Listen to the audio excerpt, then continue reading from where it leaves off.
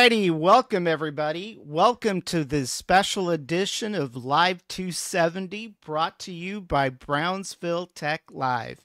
And it is my distinct honor and privilege to have in the house Mr. Gregory Scott Kunkle II, who is running for U.S. Congress for District 34. Mr. Kunkle, welcome to our show. Hey, thank you so much for having me.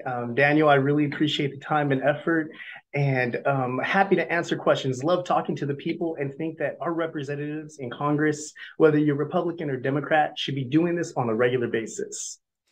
Definitely. We definitely appreciate you taking the opportunity to come on the show. I will say that you are our first candidate that All right. is appearing for District 34. So, congratulations. You made it to the top spot for our 2024 campaign kickoff. Hey, I've been told by some of the other candidates I'm a hard act to follow, so I'm glad to be first.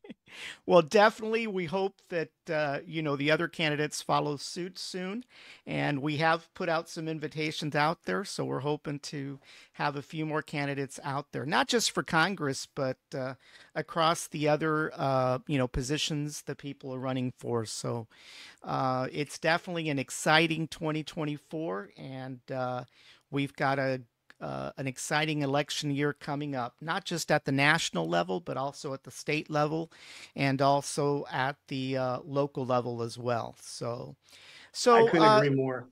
yes, definitely. So, Mr. Kunkel, can you tell us a little bit about, who you are, where you come from, what your background is, especially for those voters out there that may need to know a little bit more about you? Of course. And again, thank you, Daniel and Brownsville Tech Live, for giving me the opportunity to come on to this platform. And if this is your first time meeting me and learning about my platform and what I stand for, I want to thank you so much for taking the time to get involved in politics, to question your representatives. And I always want to be a voice for the people of South Texas, as well as making sure I stay accountable in answer to anything they may have. So, starting first of all, my campaign is about putting family first. And why that is because I am born and raised in South Texas in the Rio Grande Valley. I was lucky enough to be born in Weslaco, Texas, where my mother was a nurse for 40 years at Knapp Medical Center. About 1992, when I was 7 years old, my family moved to Harlingen, and I stayed there all throughout high school until later on attending Texas A&M University, where I am blessed to do that.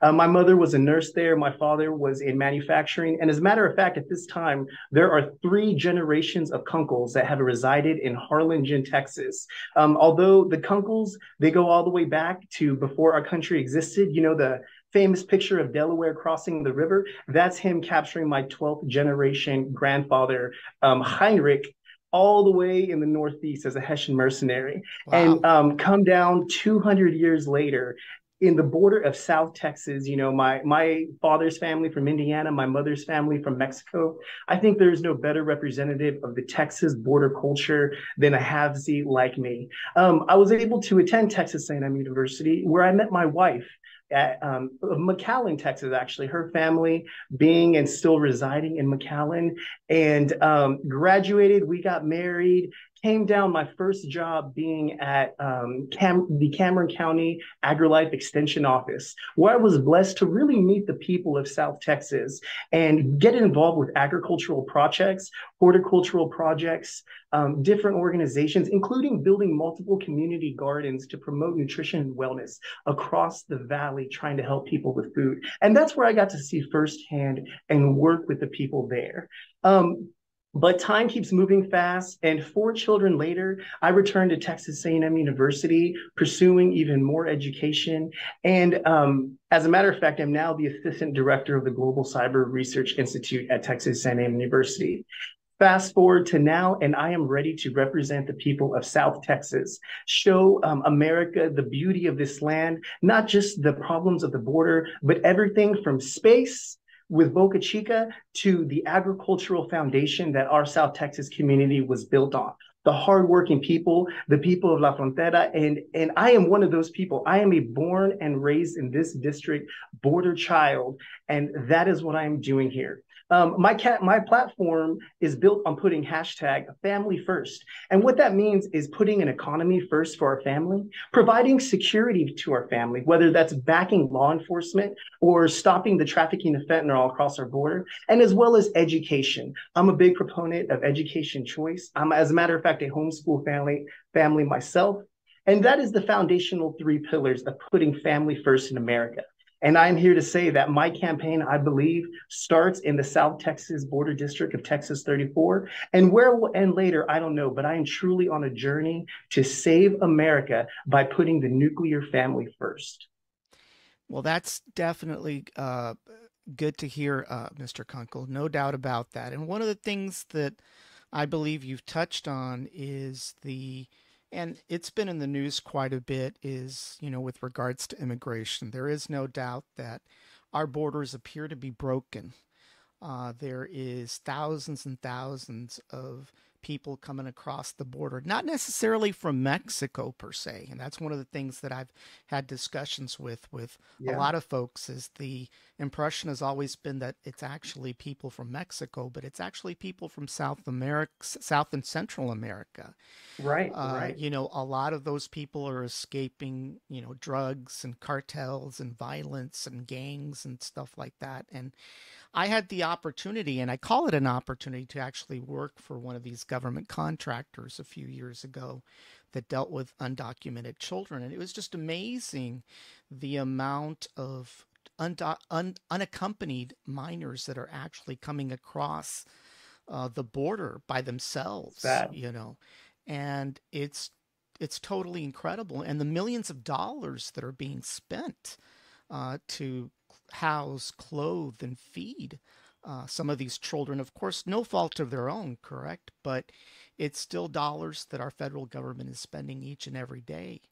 Uh, what what do you think we can do? I know that I've had Judge Gascos on my show several times in the past, and one of the things that, I know that the Trump administration tried to do a few years ago is build a wall, right? A physical wall. But one of the things that Judge Gascos reminded me of was that one of the things that needs to be done is to encourage Mexico to control their southern border.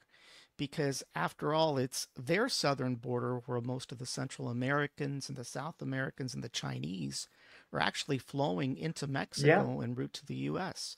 What do that's you think exactly we can right. do, or what do you think we need to do to encourage our partners to the South to try to curtail that flood of people from coming into their border and then subsequently coming into ours? That's a great question, Daniel. And I've actually spoken to Judge Gascos many times. As a matter of fact, when I first began working for Cameron County AgriLife Extension, my first day on the job, my boss took us to the county courthouse, and I got to meet at the time Judge Gascos before he arose to fame in the Trump administration, as well as under Governor Perry, Right. Secretary of State. I'm a big fan of his policies and his ideas. And one of his ideas that I will expand upon right now, he's had some great progressive ideas in controlling the border, including his idea of having southbound checkpoints.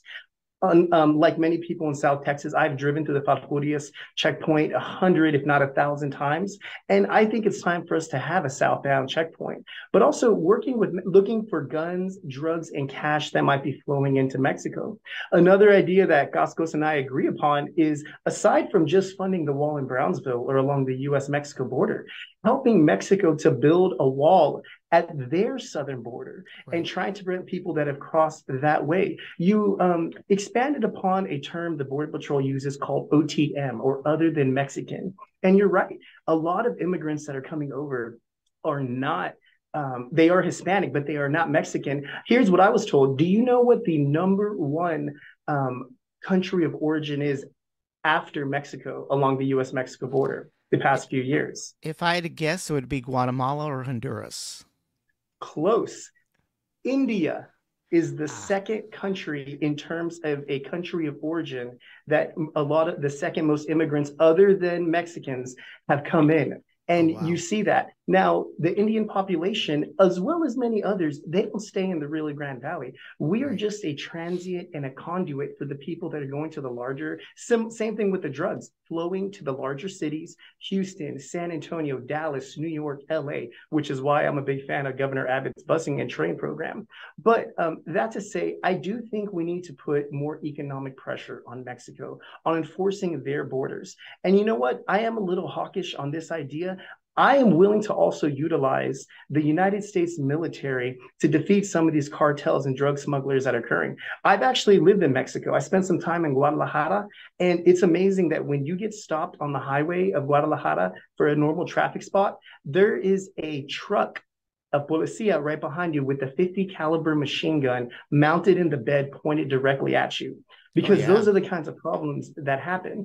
And so if Mexico is not willing to utilize their forces internally, I do think the United States needs to step up with our military, whether it's drone strikes. If we can defend the borders of Ukraine, we can certainly defend our borders and help out in Mexico, because it is becoming a national security risk. I'm sure we will talk about fentanyl, drugs, the death of Americans later on, but the immigration and the unknown. I mean, 300,000 people that have just crossed the southern border in the past month. The Democratic Party is now in the business of creating states. They are creating entire states of immigrants that are just dispersed. And I do think it's hard time we take a more aggressive approach to making Mexico enforce some of those laws. Yeah, you're definitely correct. In fact, I'm going to flip over to our virtual theater screen and I want to kind of illustrate something here that was a little surprising to me. And I've popped in our virtual iPad. We're going to go ahead and go over to X. But one of the things, and I believe it was on X, I'll try to find it here. Give me a second. At least I thought it was on X. Hold on.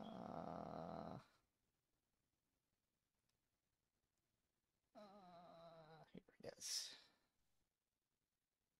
There was it caught my attention today, believe it or not, which was kind of interesting. It had a group of people attempting to cross the border uh, with chatting Biden, Biden, Biden, believe it or not. Which kind of touches exactly what you were actually talking about. That it seems that the Democratic Party seems to be loading up the buses and the trains along the way. But one thing that caught my attention, and I'll go ahead and zoom into this for a second. Let me see if I can zoom into this. Is that there apparently seems to be organizations outside the United States that actually have mapped out. I don't know if I could zoom into this any further, but they've actually mapped out routes that these folks can actually take to Yeah, actually enter the United States. it's a shame. It's incredible. So, and what we are looking at here is the Biden administration has created an entire industry, a multi-billion-dollar industry that has human trafficking, drugs, even children. It's like you talked about in seeing the children that are being brought over, unaccompanied minors.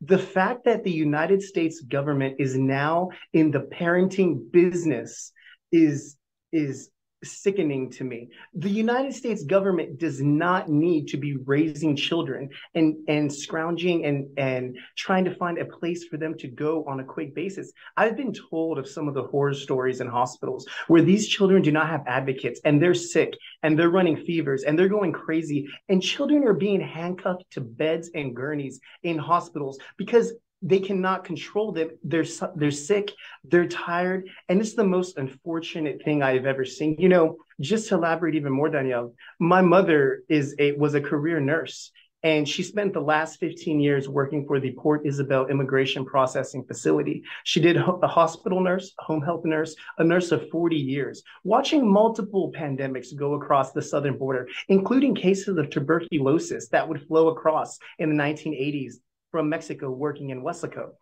But unfortunately, one of the reasons I am running today is because my mother was the first nurse to die of COVID at the Port Isabel Immigration Processing Facility. And this happened at the beginning of the Biden tenure. before my mother worked the night shift and before Biden became president, they would get, 15 to 25 immigrants on a nightly basis. Hmm. And what happens when you are caught at the US border is you receive every single healthcare need that you could possibly have. If you need dialysis, they have a dialysis machine. If Yep. you ask for insulin, they will give you insulin. And my mother was part of the first line of nurses that would take care, being a bilingual Hispanic nurse, of these immigrants. Well, when Biden opened up the border initially and we had the surge of South Texas, 15 to 25 immigrants a night turned into 200 to 300 immigrants that my mother was processing, getting vital signs. The Hmm. first thing they would do was give them a COVID test. And 80%, 75 to 80 at this time of the immigrants there were COVID positive that my mother was treating. They didn't have the correct PPE. And unfortunately, my mother was the first to succumb to COVID at that facility. Right after, they decided to change some of the policies and the amount. But the immigration surge of South Texas honestly was part of the reason of my mother's passing and inspired me even more to run, to make my voice heard. My mother was a Hispanic conservative woman. And you know what? I often remember the talks we had in the car. Because as a Hispanic conservative woman in South Texas, my mother can't say some, she worked for the federal government and was a federal contractor. She couldn't say some of the things in public or at work that she would tell me and that we would talk about. But she is the original American dream. She is my inspiration. Rising out of poverty, her family being first generation, she's a first generation American, her family coming over from Mexico, living in the United States, and telling me what it is to be Republican, conservative, to work for what you have. And that, you know what? Immigrants do have a place in our society. But we as Americans and immigrants both must follow laws. And that's what I encourage telling everyone today is that we need to follow the laws in the books. Governor Abbott, Texas are doing that. And the federal government and the Biden administration, by circumventing the laws and going against them, have created an entire industry that you're showing on that map with the drug dealers and cartels profiting the most. Yeah, definitely. I mean, I can tell you that I was on the front lines during the COVID pandemic. I worked for one of those federal contractors, specifically with the undocumented children. And I can tell you that during the transition from the Trump administration into the Biden administration, there definitely was a surge. And not only that, but if the American people understood the millions of dollars that are being spent on this effort. And by the way, Delta Airlines is the biggest benefactor of all these flights, all these tickets. There are airplane tickets being bought on a daily basis to transport people out of the valley. It's They're incredible. they're they're flying out of Harlingen, Texas, Yep. at the in the private area of the Valley International Airport. At 3 o'clock in the morning, Harlingen. by the way. Yep, yep. They are covering their tracks. I have some friends that utilize that area and farm there as well, and have told me, you want to see what America is doing with these immigrants and flying them out. You're right. They are paying commercial airliners at night to get them out of here, distribute them. Which again, I'm glad Governor Abbott is taking the same approach for these sanctuary series cities. But the fact that our district, the border, we have to absorb that cost, that the healthcare surges in hospital, in if COVID or another disease comes up and we have a surge in hospitals, our hospitals are at risk because of the increase in population. Our education system has to absorb this cost of being on the border. And again, I am not anti-immigrant. I am a family of immigrants from both sides, but we must follow the laws and we must diminish this open gate that is going on. It's incomprehensible and has never been seen in the history of the United States. That should tell you something. Forget Ellis Island and the early 1900s of American workers. This is record-setting immigration that has a national security risk. Absolutely. I mean, and not only are we dealing with South and Central Americans, I mean, we're dealing with Russians, we're dealing with Chinese. I mean, they're using the same gateways to get into this country and for God knows what purpose. You know, they did catch somebody about a month and a half ago, apparently taking video of the inside of the SpaceX complex. Yeah, I saw that. They were from China. I've always been in disagreement with just letting people walk all over the place down there, especially with stuff like that that's being built. But And on that note, they will close that facility to the public eventually. I don't Yeah, know what they'll do about highway access to the beach, but I can tell you right now, I'm very familiar. I'm a big fan of SpaceX and the work going, the global implications of having the world's first global spaceport in District 34. I can't believe it. I take my children to that beach and they see rockets fly where I grew up fishing on the jetties. And to yeah, them, they know it as Rocket Beach. I mean, it's amazing. But I do think with the amount of military work that SpaceX does and will continue to do for security risk, I believe they will close that facility. But even now, as you stated, I saw that gentleman from China that was there getting photographs and information because we already know what China's going to do. exactly, exactly. And so there's definitely, other groups that are using, the southern border and the entry points. And let's not forget, there's also a northern border that we have to look out Yeah. for as well, because, after all, 19 hijackers did come through the northern border, right? We tend to forget that. And, we just, the way I see it, border security equals total security. That means the north, the south, and on every coast. I completely agree. And I'm a little more conservative in the War Department than most Republicans. I'm not a fan of the Ukrainian war. I'm not a fan of the Middle East wars that occurred. And you know what? I do like Donald Trump's approach in that he didn't start any new wars. He was planning to bring troops back from Afghanistan. And, I agree with you that it is time now to secure our own borders more than ever, north, east, south, and west. Absolutely. Absolutely. Well, let's move on to the next topic, which is Bidenomics. And, what will you do to concentrate primarily on the chokehold that some of the administration's policies have done to this economy? Obviously, we've kind of sort of recovered from inflation, but it just doesn't seem that way. I mean, the numbers are low, but you and I both know that when we go to the grocery store, we seem to be spending three, four, $500, possibly every 2 weeks, at the grocery store. Gasoline's low, but who knows how long that's going to last. What will you advocate if you're elected to Congress to try to help the American people? Get their money back because we've had money taken away from us in more ways than one.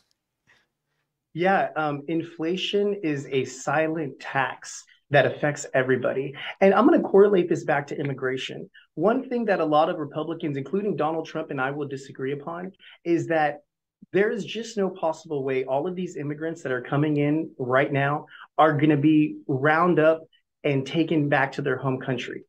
Here's before we move on to the economy, let me just talk about this point in the border. In my opinion, Joe Biden is setting a trap right now because 400, 300,000 immigrants that are coming in, the political fiasco that would take place if Donald Trump wins the presidency in November, and I do believe he will, and I will be voting for him if he is the primary candidate. Donald Trump will not be able to deport every single immigrant that's come in. And if he tries, it will be a political downfall for the Republican Party for 20 years. That's why we must shut down this border now. And Congress must use the power of the purse because Joe Biden is setting an immigration trap, similar to Governor Abbott with the National Guard there. Joe Biden wants to see Texas National Guard troops shooting at immigrants and families or hurting an immigrant and starting a conflict. That is why they're putting in such close proximity the conflicts between the federal agents and the state agents. But I digress. Now let's shift over to Bidenomics. Similar to the border numbers that we are seeing, the prices of fuel, food, eggs, housing will never come back down to the levels we saw before. Yes, inflation is technically slowing, but it will never return. The value of a dollar will never return to what it is. And now it is only 80 cents of what it was 10 years ago. And let me tell you, Daniel, I have 4 children. Do you know how many eggs we use for breakfast? Whenever we cook, just give me a guess. Maybe you have 4 kids. Well, I've only there's only three of us. I have one daughter, and I could tell you that if one doesn't last us 3 days, we're lucky. We have 4 children, and the two oldest in the middle are boys. And let me tell you, we cook 8 to 10 eggs just for breakfast, and people are still asking for seconds. So the cost of everyday items and fuel and energy, what most Americans don't see with this is that the prices will never come back down. Just like when we let all these immigrants in a fast fashion unlawfully, they are not going to be kicked out. And so what I would do in Congress, first of all, is it's actually part of my plan in putting family first, is having sound economic principles for the American family. And what that means is everything involved for the family, having jobs, decreasing regulation, increasing energy production in the state of Texas. Oil, nuclear, solar, wind in the Rio Grande Valley has picked up over the last 10 to 20 years, albeit those are companies that are from out of the country and reaping the tax benefits. But I digress again. But I would increase energy production in Texas to spur up jobs. I would even increase space development at the Boca Chica facility. Also, at one point in time, you're probably familiar, but Harlingen, Texas had an office for Lockheed Martin where they manufactured Correct. aspects of Lockheed's rockets, as well further along the SLS component, I believe, when Lockheed Martin transitioned. Texas and our district, especially South Texas, has a history of aerospace manufacturing. And I think with Elon Musk now in South Texas, we need to develop that idea of aerospace manufacturing, satellites, vehicles, telecommunications, even more. I'm a big fan of manufacturing, as a matter of fact, and I think we need to utilize the valley's population and getting people jobs in production of manufacturing, semiconductor. Why not have the next United States semiconductor plant in South Texas, along with the first global spaceport? That's what I would try to pursue. Even more, though, our district is special, and you know this because of Brownsville, because we have a coastal area too. And I want to see our natural resources utilized to their fullest extent. I want to see more shrimpers out shrimping, more fishers out fishing, increase in tourism industry. I'm glad to see the Second Causeway is moving forward. And as a matter of fact, though, even further into the valley, I love one thing about Cameron County compared to Hidalgo and others is the economic tourism of our land. Everything from Palo Alto, the battlefield, to the World Birding Center, to Hugh Ramsey Park, where I did my Eagle project in Harlingen. All of our wonderful, the Sailboat Park in Brownsville as well. All of these wonderful ecological aspects, I want to see them flourish and have people from around the world come to South Texas to see the beauty.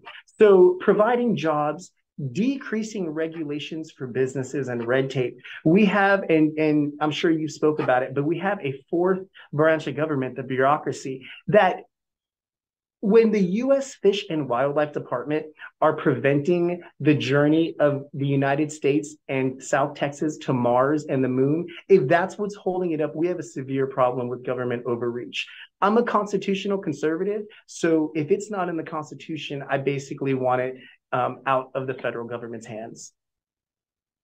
Yeah, definitely that is something that we need to work on is with regards to energy. I mean, it seems like this administration has been pretty much focused on, the EV market. And, there's nothing wrong with electric vehicles, but for us to basically have a preference for the EV market and to the benefit of China, by the way, Yeah, because a yeah, lot of people don't realize that the batteries are actually coming from China, that's right. at this point. So definitely there's no doubt that, China is right now one of the biggest benefactors of the EV market. And I think that's coordinated through the Biden administration as well. Does China have dirt on President Joe Biden? I think they possibly do. So why not enrich them through production and tax incentives for electric vehicles that have those components and batteries mined in China? Sounds like a great way to whitewash the money for them. Even more, Elon Musk is a proponent of electric vehicles, obviously, but I just drove a rental vehicle this past holiday break.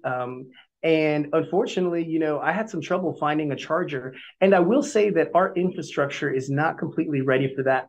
And furthermore, on the electric vehicle note, they're fun, they're quiet. I've even seen some military projects where they are utilizing electric hybrid motors and tanks because they provide a silence factor on the battlefield, which I completely agree with. Let's use the technology when it's necessary. Right. But my own 14-year-old daughter pointed out when we were charging this electric vehicle that doesn't this come from the coal production natural gas electric facility that's just down from these wires? And at this time, it does. So even utilizing electric vehicles has a foundational production aspect in fossil fuels. Absolutely, absolutely, and it's just one of those things. I don't believe in helping our enemies, and Yeah, China right now we're basically contributing to China's economy by buying up batteries. As noble as the idea may be, to have an electric vehicle, we need to start producing those batteries here in the U.S. Instead of giving all that money and those jobs to the Chinese, you know. I completely agree. Whether it's semiconductors, electric vehicle batteries, or components to our military's fighter jets that are being manufactured, Absolutely. it's a national security risk. Oh yeah. I mean, I remember a few years ago, because a lot of the semiconductors and chips were actually being built in China. I mean, we had parking lots up in Detroit of vehicles that couldn't even move off the lot Yeah. because they were missing chips. And then keep in mind, a few years ago, we were even depending on Russian-made rocket engines to power, our space vehicles when NASA needed those. I mean, it's just insanity, you know? And we still are for return vehicles and going up to the International Space Station. Isn't it amazing that we're in a proxy war on the ground, but we're still working together in inner space? I mean, I guess I'll take that as a win. Right, right. I mean, they've definitely have been pretty good partners with the space station. How long that lasts, I don't know. There was all kinds of talk a few years ago about them parting ways, but definitely, I do not want to depend on our adversaries for chips for our military, or chips for our vehicles, or rocket engines for our space hardware. I'm really glad that we can count on SpaceX today, to ferry astronauts and cargo, because we were paying the Russians $90 million each and every time. We paid them for 10 years. 90 million a rocket launch, all for Vladimir Putin to take that money and invest that in nuclear missiles to point back right back to us, or to start proxy wars somewhere around the world, as we've seen over the last few years. You know, we've been actually feeding them dollars, as a regard of our lack of planning when it came to having some kind of alternative to the space shuttle when they retired it. Yeah, Let's I'm a talk a I'm a little big bit. fan of Yeah. aerospace, and I think SpaceX being in our community is such a blessing, a boon. And in Congress, I want to facilitate that relationship and even provide more federal dollars to SpaceX in doing this job of commercial space travel and taking it out of the hands of foreign adversaries or even government contractors. There's a place for NASA and the SLS program and others. But let's go and look at more private industry and the advances that are occurring there. But again, when U.S. Fish and Wildlife can hold back your space rocket launch for the United States of America, basically, we have a government overreach program for sure, And I problem for wanted to sure. kind of touch on that a little bit towards the end, but I'll go ahead and touch on it now. I've coined Sure. the term.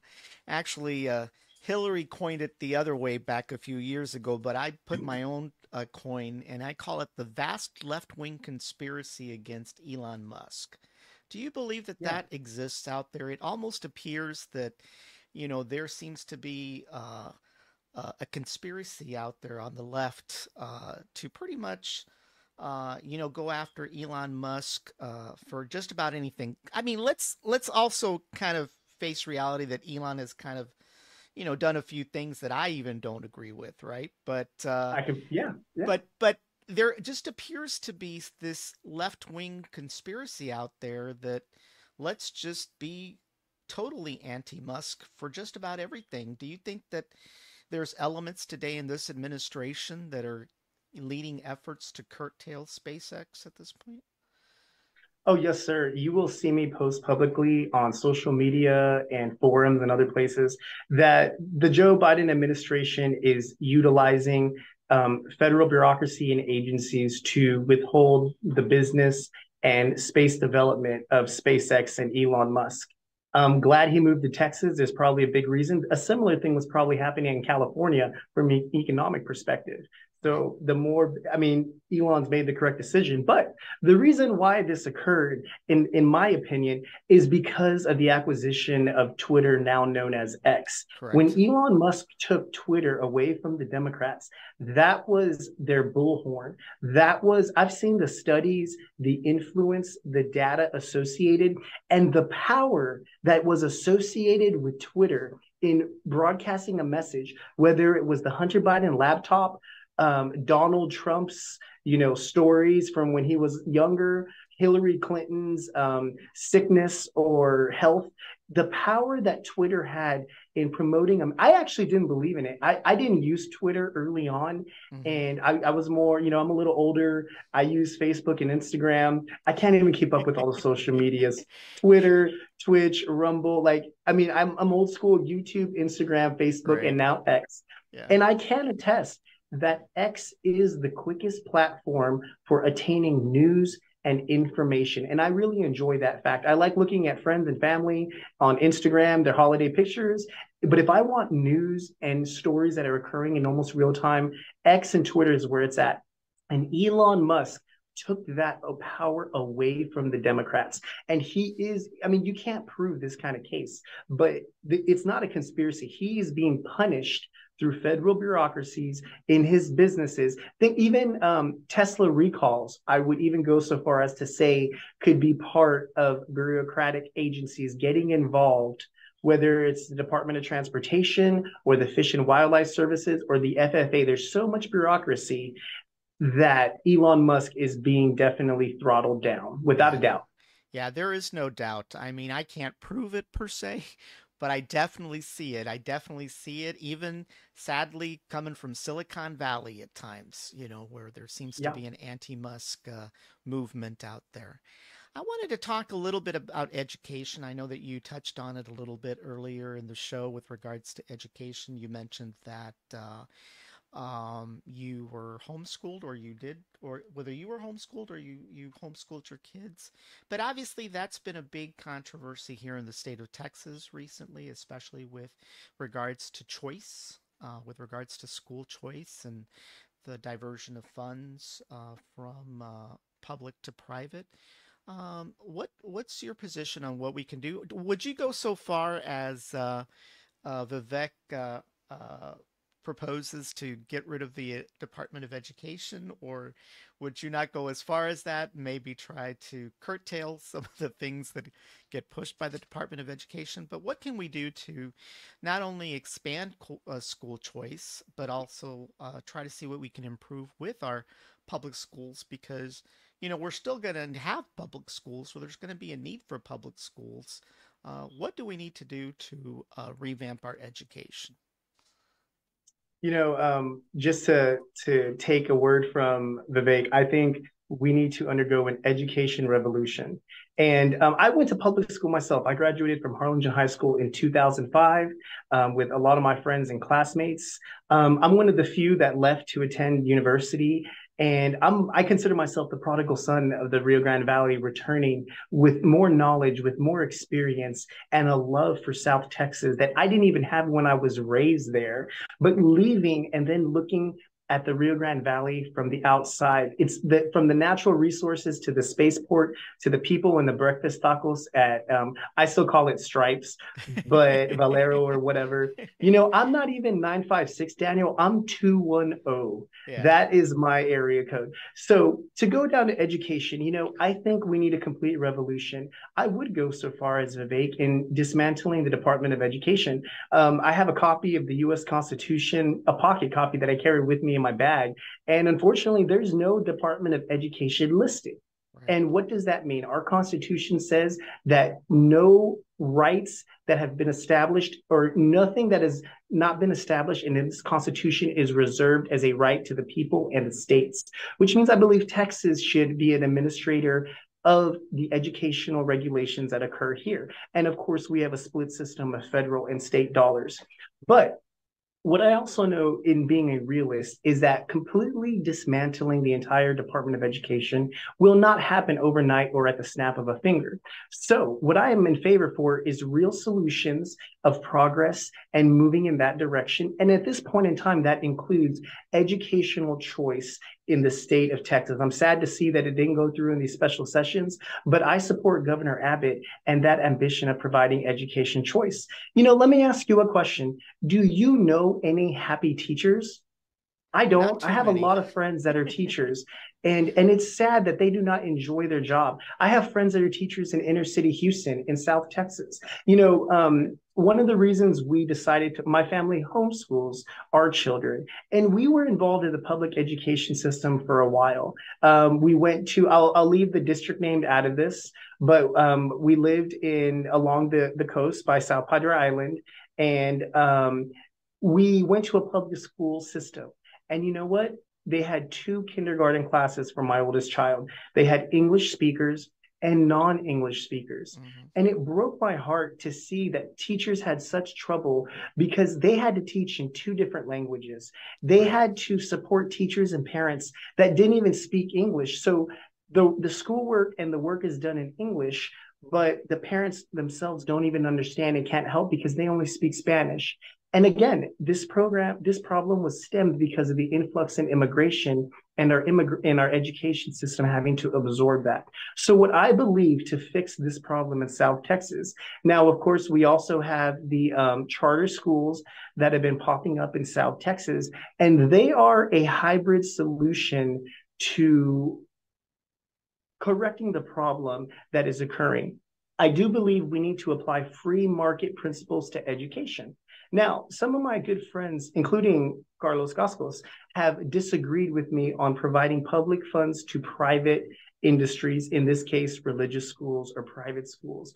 But I do think we need to provide open policies that we would apply to business and provide economic, just like SpaceX, we provided an economic incentive essentially of tax dollars abatement to SpaceX to build here. Well, now for the benefit of our children, I think that we need to provide supplemental funding for private schools, homeschoolers, and go with the voucher program that Governor Abbott has outlined.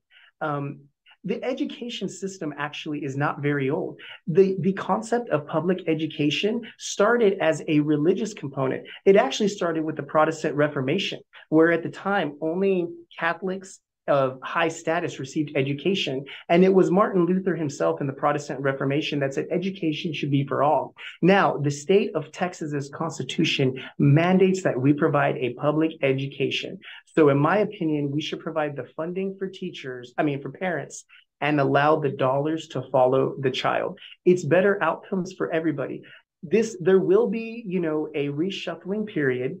There will be closures of public schools, and there'll be other schools that will succeed on the public level as well.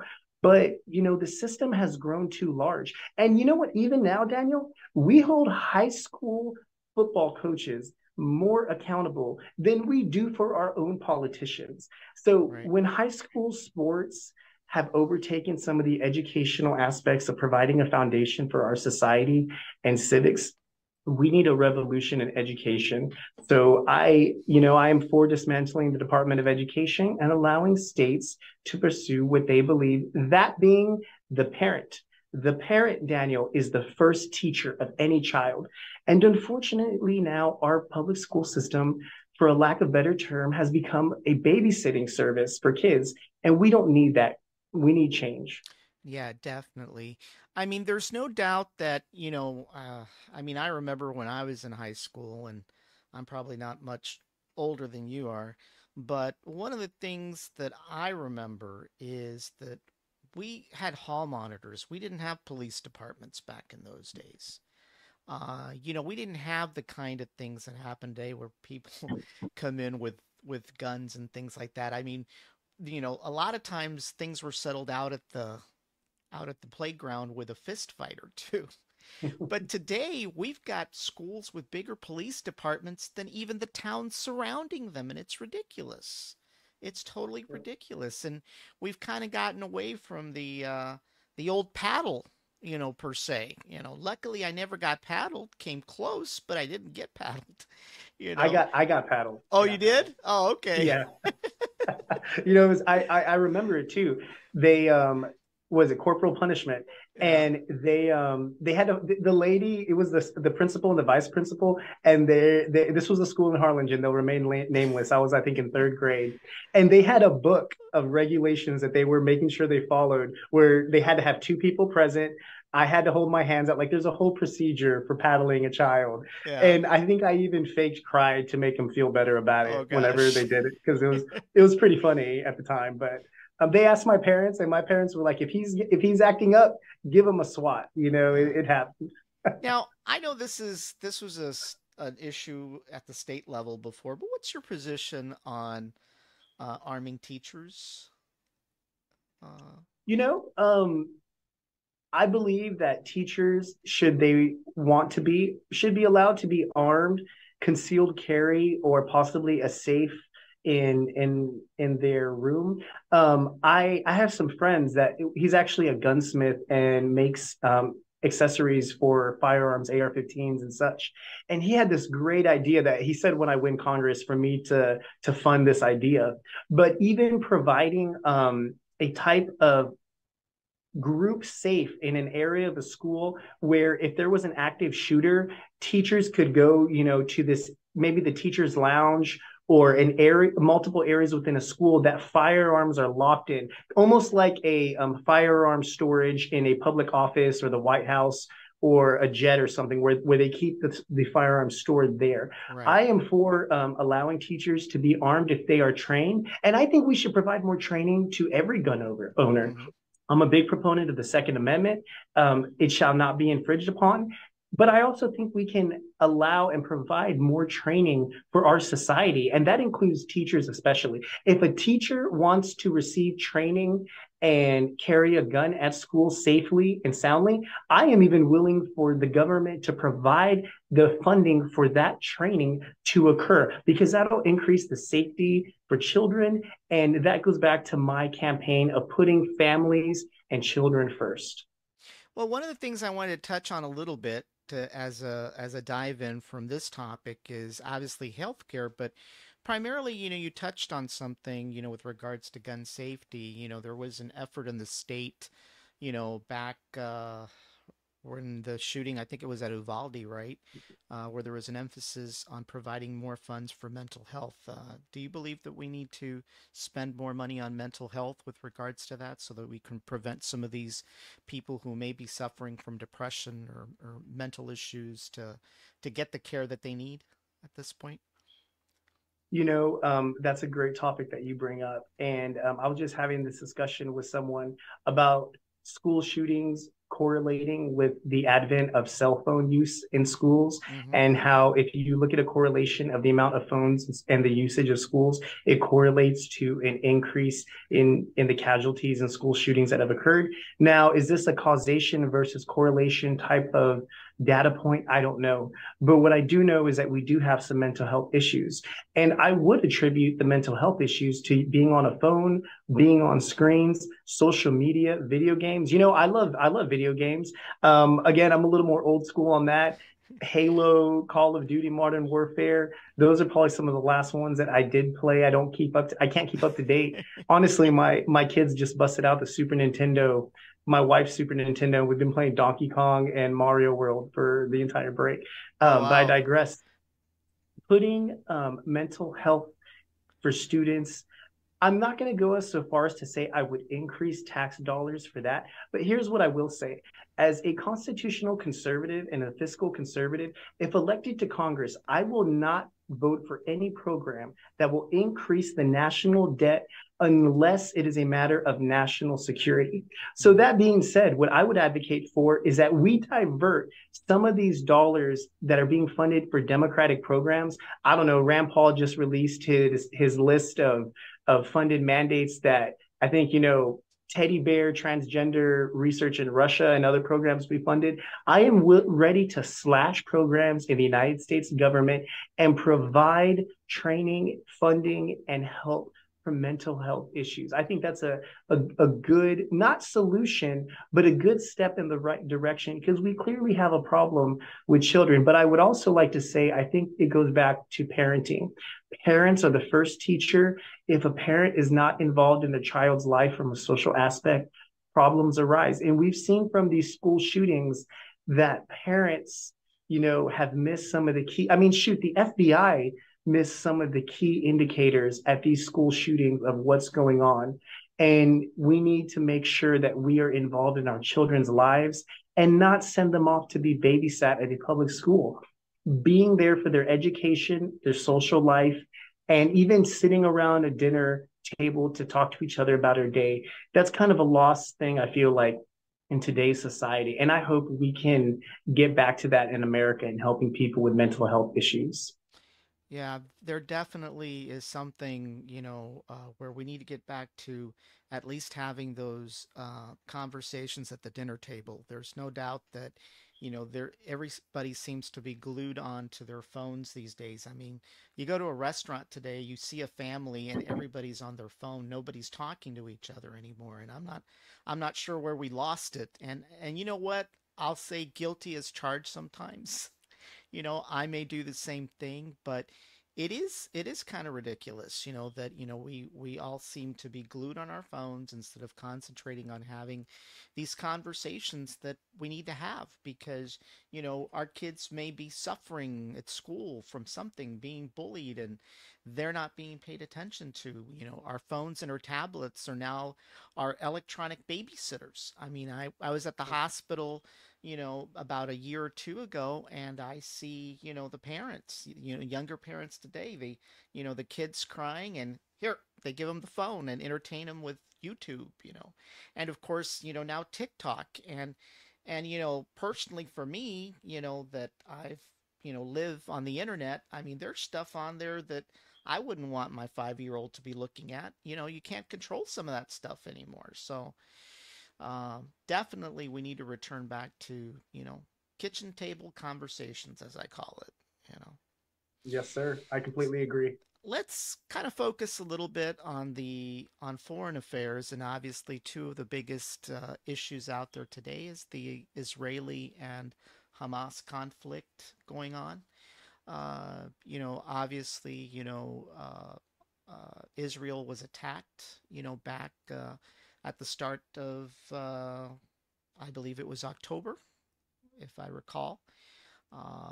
And it was caused by Hamas, and obviously they've been battling them. What's your position on that? Should we increase additional funding for Israel with regards to their ongoing conflict with Hamas at this point?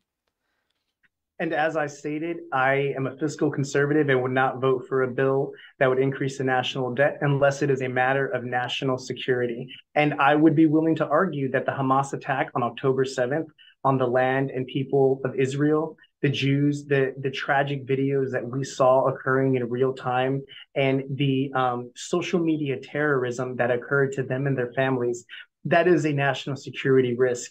And I do believe we should fund and help Israel to the extent that they are asking. And furthermore, the Biden administration does not need to be meddling in their affairs and creating constraints and rules and allow Israel to follow their own rules of engagement and achieve their own objectives. Clearly, the United States has had a problem achieving some of our objectives in the Middle East. So, who are we to say how Israel needs to handle their war? It is war. There is a reason that war is hell. It's because it needs to be, because the sooner it's over with, the better it is for everyone. So, watching the UN, watching the Democratic Party, speaking about this, it's amazing. I'm very curious what the Jewish voting population, with all the anti Semitism going around, will think of this come November. And I think the Democrats and Joe Biden made a huge mistake that they may not have seen coming.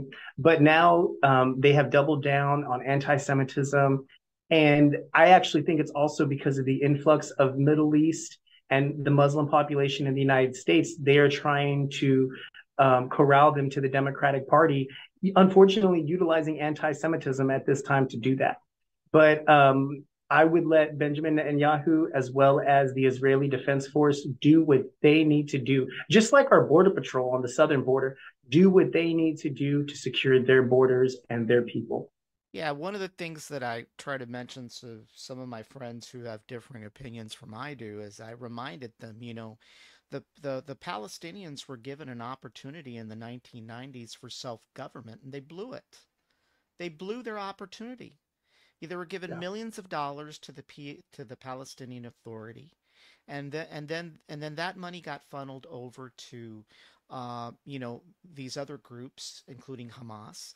And instead of taking that money and investing it to improve the lives of ordinary Palestinians, they pocketed it all to themselves, or used it to buy weapons and rockets from Iran. So it's not like they weren't given an opportunity for self-government. They just blew it. They blew away the money and the opportunity that they were given back in those years. So, in my And opinion, shame on go them, ahead. you know. Yeah. Shame on them, you know.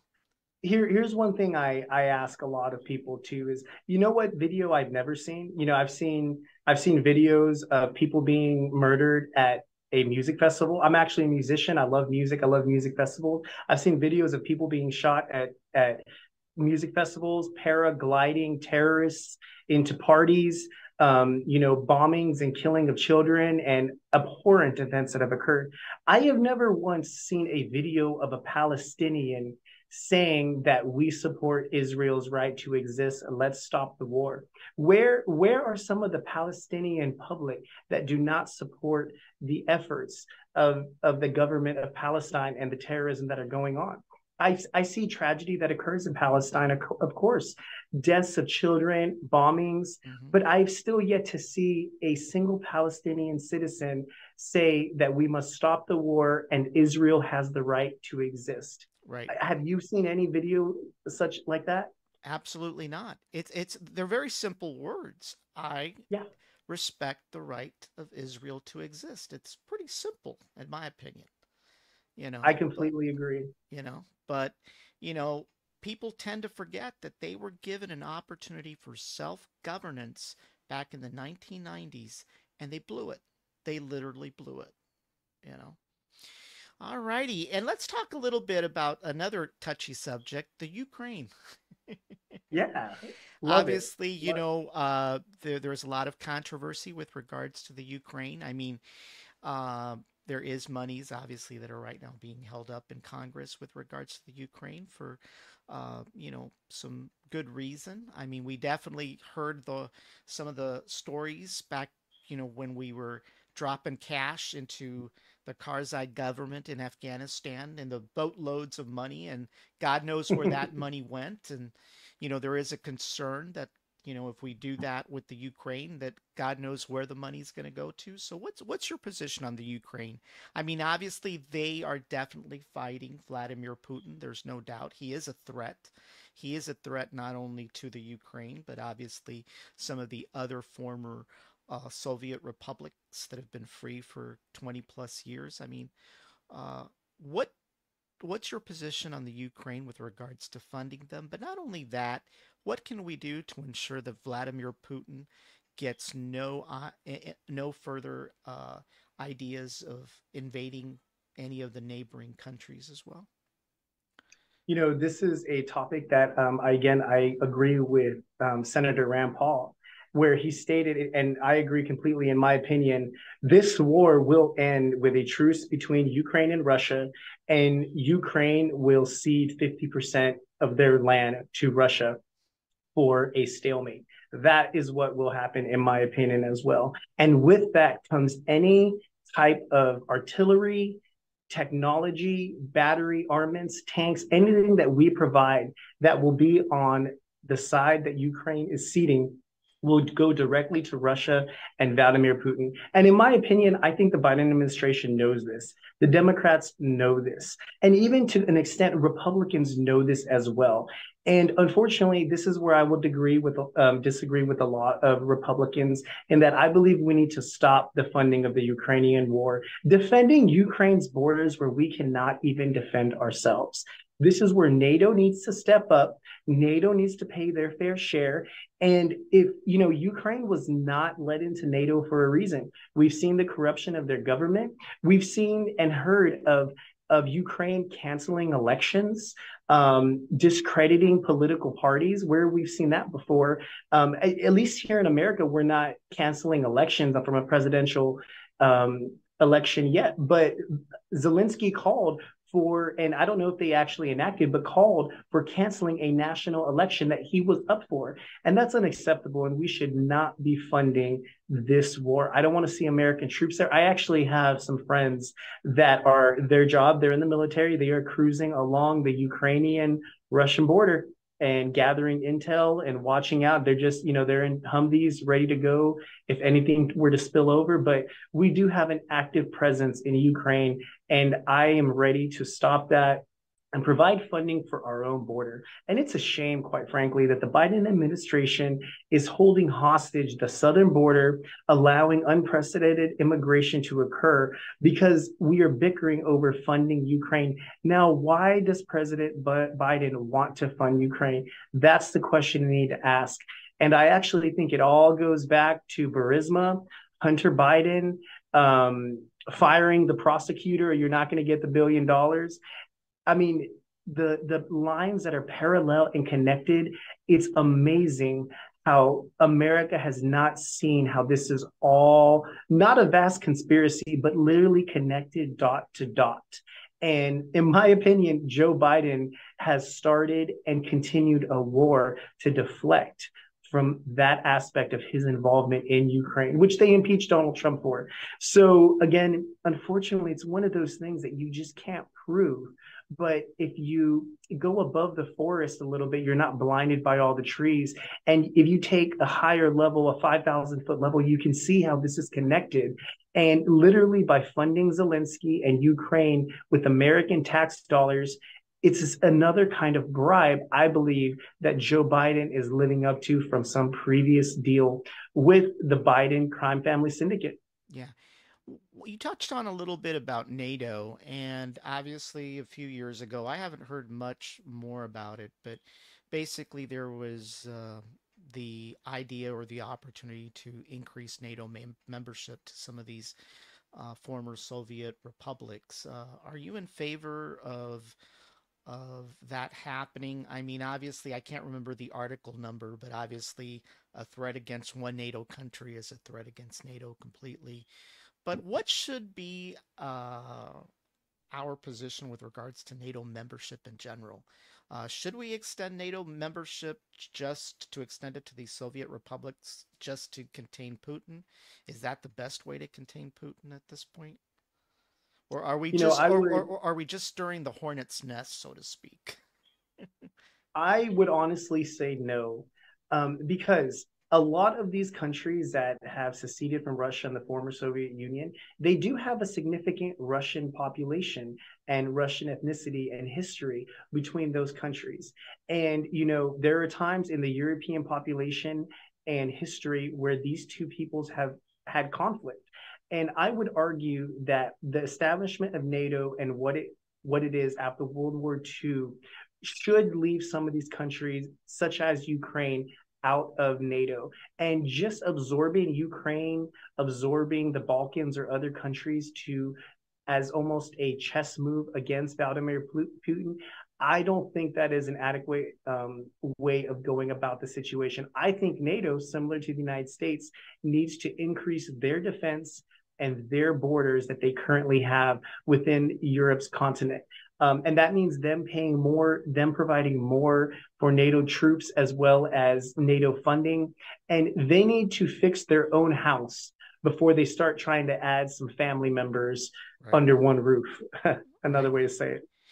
Well, one of the last topics I want to talk about, it's a little bit on a more personal level, but I usually ask this of most candidates when I interviewed them. I know I did it the last election cycle. Some candidates felt comfortable about answering the question, some did not.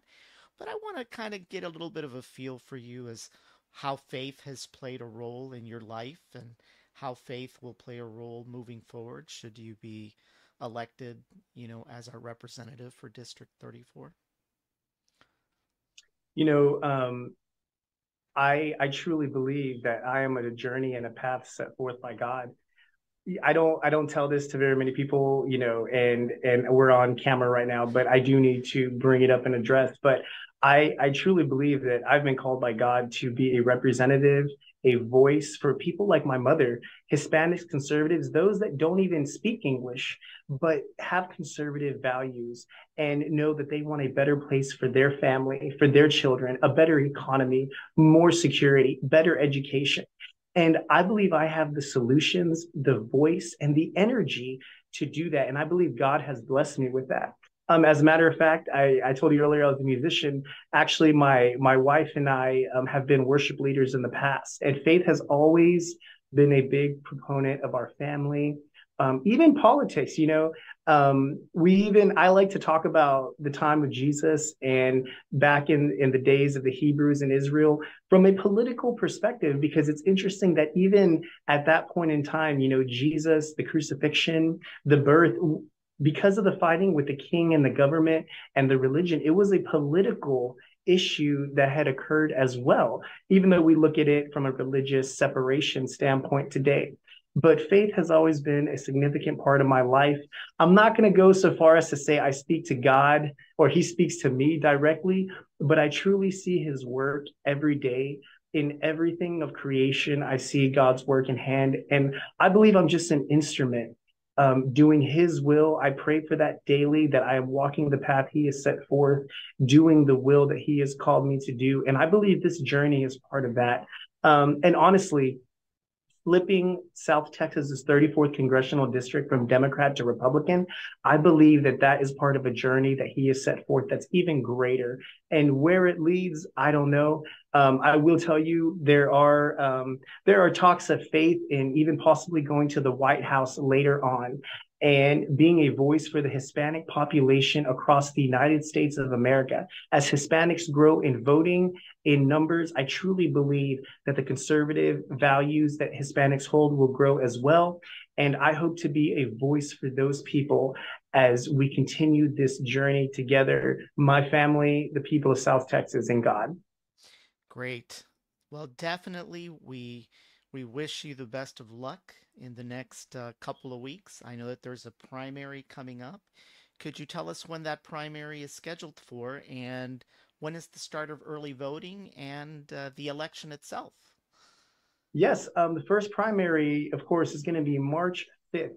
And I encourage you to go and vote Kunkle for Congress for Texas's 34th congressional district. We'll be listed first on the ballot in Willacy County. We'll be listed third on the ballot in Cameron County, second in Hidalgo County. And I have not received information from Clayburgh County. So if you know anyone in the Clayburgh Republican Party, please let me know.